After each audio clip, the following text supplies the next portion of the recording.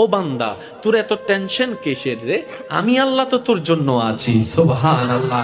আমি আছি না তোর? আরে যার কেউ নাই তাই না টেনশন করে, যার টাকা নাই সে টাকা নিয়ে টেনশন করে, যার অভিভাবক নাই সে অভিভাবক নিয়ে টেনশন করে, যার মোবাইল নাই সে মোবাইল নিয়ে টেনশন করে। আরে আমি আল্লাহ তো আছি তোর, আমি আল্লাহ তো আছি, যিনি ইন্নাল্লাহ আলা কুল্লি শাইইন।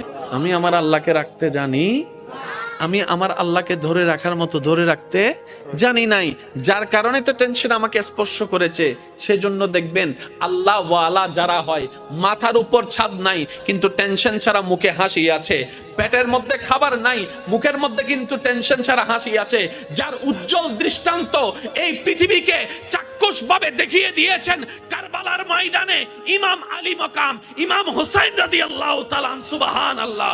পরিবার সবাই শত্রুদের তীরের ভিতরে ছিল, তলোয়ারের ভিতরে ছিল, কাফেলার মধ্যে খাবার নাই কিন্তু মুখে কোনো টেনশন নাই, পানি নাই কিন্তু মুখে কোনো টেনশন নাই, পরিবার শহীদ হচ্ছে মুখে কোনো টেনশন নাই।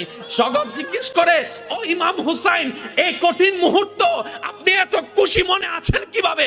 ইমাম হুসাইন উত্তর দেয়, আমার মাওলা তো আমার সাথে আছে, আমার টেনশন করার দরকার কি? বান্দারে, তোমার অন্তর যখন ব্যথিত হয়ে যায়, উপশম করার মতো কেউ থাকে না। দুঃখ ভুলার জন্য যখন তুমি তোমার আপনা মানুষের হাতটা ধরে দুঃখ ভুলার চেষ্টা করো, 2 দিন পরে দেখা যায় সে আপনা মানুষটাই অন্যের সাথে হাত মিলিয়ে তোমার সাথে প্রতারণা করে, তোমাকে ধোঁকা দেওয়ার চেষ্টা করে। কথা বলেন ঠিক কি না?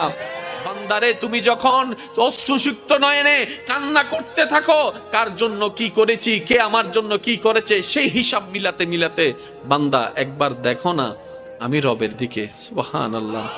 একবার তাকাও তোমার মনের চোখ দিয়ে আমি রবের দিকে। তুমি আমাকে ডাকো নাই কিন্তু আমি ফজরের নামাজ না পড়া সত্ত্বেও তোমাকে ফজরের নাস্তার ব্যবস্থা করে দিয়েছিলাম। সুবহানাল্লাহ।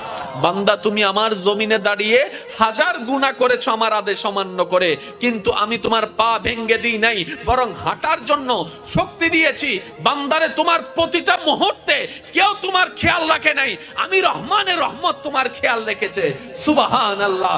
বান্দারে, তুমি যখন ব্যথিত হৃদয় নিয়ে রাতের অন্ধকারে রুমের মধ্যে কান্না করো যে কেউ নাই আমার পাশে, তখন আমি রব ডাক দিয়ে বলি, ইন্নাল্লাহ মানা, আমি রব তোর সাথেই আছি। বলেন সুবহান।